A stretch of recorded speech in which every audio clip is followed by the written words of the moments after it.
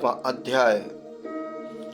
वामन भगवान का प्रकट होकर राजा बलि की यज्ञशाला में पधारना।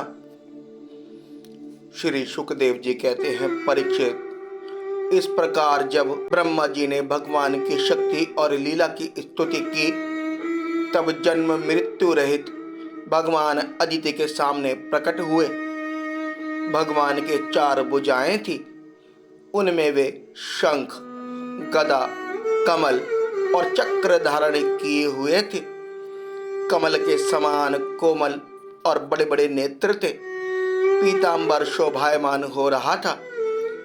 विशुद्ध श्याम वर्ण शरीर था।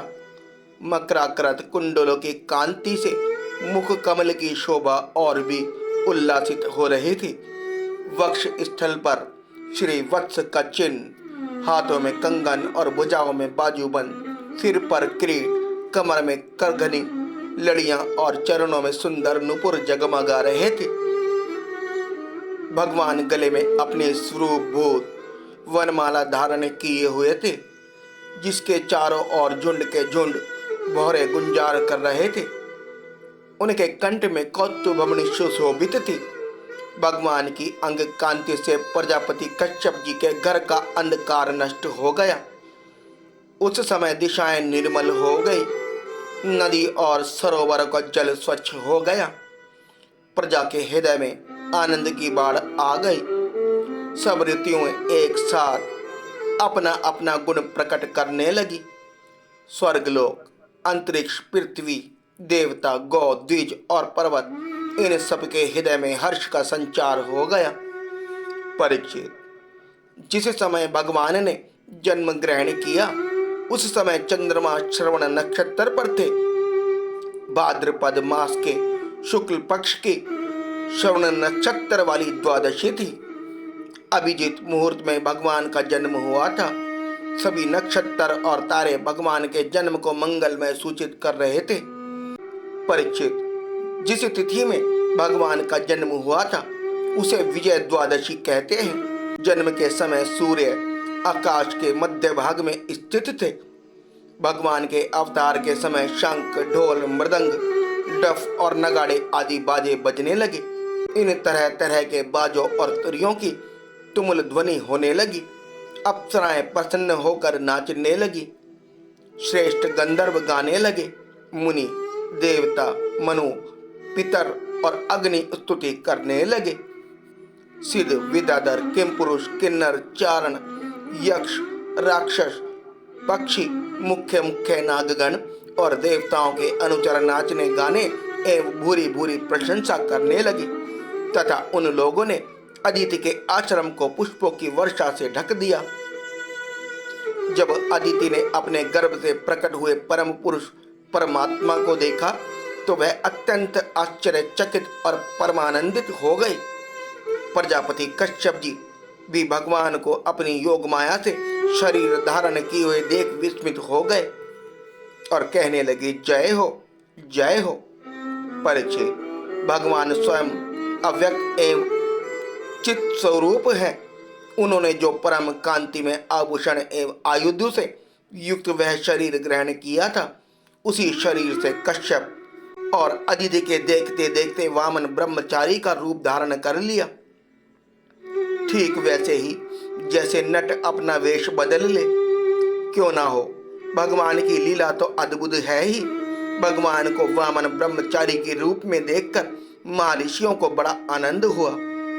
उन लोगों ने कश्यप प्रजापति को आगे करके उनके जात कर्म आदि संस्कार करवाए।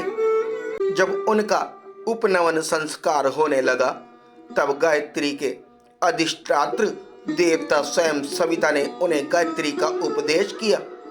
देवगुरु बृहस्पति जी ने यज्ञोपवीत और कश्यप ने मेखला दी। पृथ्वी ने कृष्ण मर्ग का चरम, वन के स्वामी चंद्रमा ने दंड, माता अदिति ने कौपीन और कटी वस्त्र एवं आकाश के अभिमानी देवता वामन वेशधारी भगवान को छत्र दिया। परीक्षित, अविनाशी प्रभु को ब्रह्मा जी ने कमंडलु, सप्तऋषि ने कुश और सरस्वती ने रुद्राक्ष की माला समर्पित की। इस रीति से जब वामन भगवान का उपनयन संस्कार हुआ तब यक्षराज कुबेर ने उनको भिक्षा का पात्र और सती शिरोमणि जगजननी स्वयं भगवती उमा ने भिक्षा दी। इस प्रकार जब सब लोगों ने वटु वेशधारी भगवान का सम्मान किया तब वे ब्रह्म ऋषियों से भरी हुई सभा में अपने ब्रह्म तेज के कारण अत्यंत शोभायमान हुए। इसके बाद भगवान ने स्थापित और प्रज्वलित अग्नि का कुशों से परिअमूहन और परिस्तरण करके पूजा की और समाधियों से हवन किया। परीक्षित, उसी समय भगवान ने सुना कि सब प्रकार की सामग्रियों से संपन्न यशस्वी बलि भृगुवंशी ब्राह्मणों के आदेश अनुसार बहुत से अश्वमेघ यज्ञ कर रहे हैं। तब उन्होंने वहां के लिए यात्रा की। भगवान समस्त शक्तियों से युक्त हैं। उनके चलने के समय उनके भार से पृथ्वी पग पग पर झुकने लगी। नर्मदा नदी के उत्तर तट पर भृगु कच्छ नाम का एक बड़ा सुंदर स्थान है। वहीं बलि के भृगुवंशी ऋषित्वज श्रेष्ठ यज्ञ का अनुष्ठान करा रहे थे। उन लोगों ने दूर से ही वामन भगवान को देखा तो उन्हें ऐसा जान पड़ा मानो साक्षात सूर्य देव का उदय हो गया। परीक्षित, वामन भगवान के तेज से ऋषित्वज यजमान और सदस्य सब के सब निस्तेज हो गए। वे लोग सोचने लगे कि कहीं यज्ञ देखने के लिए सूर्य, अग्नि अथवा सनंत कुमार तो नहीं आ रहे हैं। भृगु के पुत्र शुक्राचार्य आदि अपने शिष्यों के साथ इसी प्रकार अनेकों कल्पनाएं कर रहे थे। उसी समय हाथ में छत्र, दंड और जल से भरा कमंडल लिए हुए वामन भगवान ने अश्वमेघ यज्ञ के मंडप में प्रवेश किया। वे कमर में मूंज की मेखला और गले में यज्ञोपवीत धारण किए हुए थे। बगल में मर्ग चर्म था और सिर पर जटा थी। इसी प्रकार बौने ब्राह्मण के वेश में अपनी माया से ब्रह्मचारी बने हुए भगवान ने जब उनके यज्ञ मंडप में प्रवेश किया तब भृगुवंशी ब्राह्मण उन्हें देखकर अपने शिष्यों के साथ उनके तेज से प्रभावित एवं निष्भ्रम हो गए। वे सब के सब अग्नियों के साथ उठ खड़े हुए और उन्होंने वामन भगवान का स्वागत सत्कार किया। भगवान के लघु रूप के अनुरूप सारे अंग छोटे छोटे बड़े ही मनोरम एवं दर्शनीय थे। उन्हें देखकर बलि को बड़ा आनंद हुआ और उन्होंने वामन भगवान को एक उत्तम आसन दिया। फिर स्वागत वाणी से उनका अभिनंदन करके पांव पखारे और संग्रहित महापुरुषों को भी अत्यंत मनोहर लगने वाले वामन भगवान की पूजा की। भगवान के चरण कमलों का दोवन परम मंगलमय है। उससे जीवों के सारे पाप ताप धुल जाते हैं। स्वयं देवाधिदेव चंद्रमौली भगवान शंकर ने अत्यंत भक्ति भाव से उसे अपने सिर पर धारण किया था। आज वही चरणामत धर्म के मर्मज्ञ राजा बलि को प्राप्त हुआ। उन्होंने बड़े प्रेम से उसे अपने मस्तक पर रखा। बलि ने कहा, ब्राह्मण कुमार, आप भले पधारे, आपको मैं नमस्कार करता हूँ। आज्ञा कीजिए, मैं आपकी क्या सेवा करूं? आर्य, ऐसा जान पड़ता है कि बड़े बड़े ऋषियों की तपस्या ही स्वयं मूर्तिमान मेरे सामने आई है। आज आप मेरे घर पधारे, इससे मेरे पितर तृप्त हो गए।